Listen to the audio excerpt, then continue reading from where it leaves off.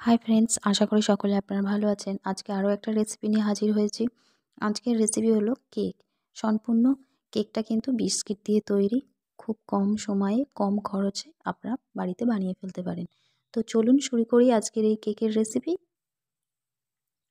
Cake বানানোর জন্য আমি এখানে 5টা বিস্কিট নিয়েছি, জেমস, দুধ, ইনো আর ডেয়ারি মিল্ক নিয়েছি। বিস্কিটটা আপনাদের পছন্দসই নেবেন, আর কিছু ড্রাই ফ্রুটস যদি দিতে চান তাহলে নেবেন। এখানে আমি কাজু কিশমিশ ব্যবহার করেছি। বিস্কিটগুলো একটা পাত্রে ঢেলে নিয়েছি। স্বাদের জন্য আমি 1 চামচ চিনি দিলাম। মিষ্টিটা আপনাদের স্বাদ অনুযায়ী দেবেন।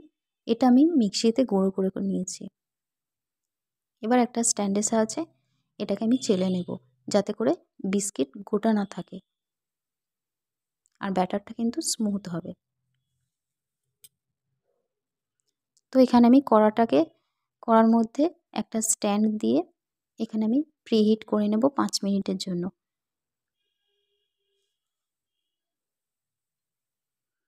তো ততক্ষণ আমি একটা ব্যাটার তৈরি করে নেব। এখানে আমি দুধটা ঠান্ডা জল দিয়ে গুলে নিয়েছি।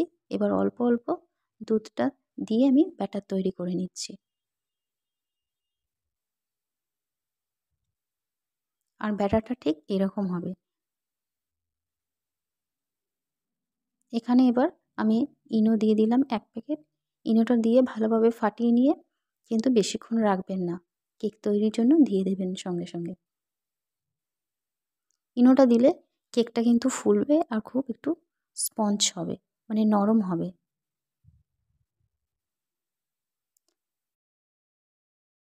বাটির মধ্যে একটু ঘি গরম করে আমি অল্প অল্প দিয়ে দিলাম। এখানে আপনারা তেল ব্যবহার করতে পারেন। তো যদি ব্রাশ থাকে তো ব্রাশ দিয়ে চারিপাশে মাখিয়ে নেবেন।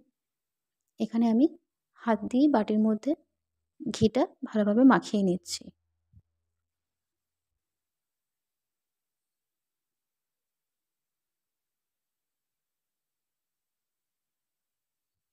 এবার আস্তে আস্তে আমি ব্যাটারটা বাটির মধ্যে দিয়ে দেব। আর খেয়াল রাখবেন ব্যাটারটা যেন বাটির পুরো যেন না হয়ে যায়, বাটির থেকে যেন অর্ধেক থাকে। আর এবার এভাবেই একটু নাড়িয়ে চাড়িয়ে নেবেন, যাতে করে ভিতরে যেন বাতাস না থাকে। তো এরপর আমি কাজু কিশমিশ দিয়ে একটু সাজিয়ে দিচ্ছি।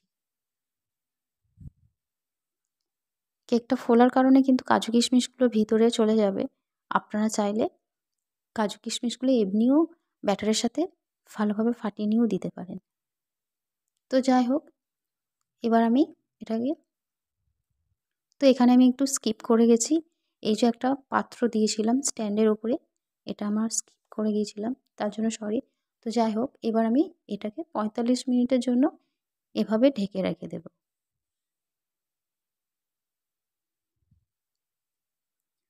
তো ফিরে এলাম 45 মিনিট পর।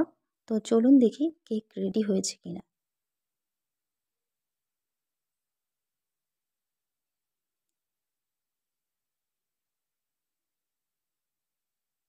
তো তার জন্য আমি একটা কাঠি নিয়েছি। দেখুন কাঠি দিয়ে দেখে নিলাম এর মধ্যে কিন্তু কেক গায়ে লেগে যাচ্ছে না। তার মানে বুঝতে হবে যে কেক কিন্তু সম্পূর্ণভাবে রেডি। তো এখানে আমি কেকটা নামিয়ে নিয়েছি। এটাকে আমি ঠান্ডার জন্য কিছুক্ষণ রেখে দিলাম। তো ঠান্ডা হয়ে যাওয়ার পর আমি কেকটা একটা ট্রেতে নিয়ে নিয়েছি। এবার আমি আস্তে আস্তে ডিমোল্ড করে নিলাম। দেখুন কেকটা কত সুন্দর হয়েছে।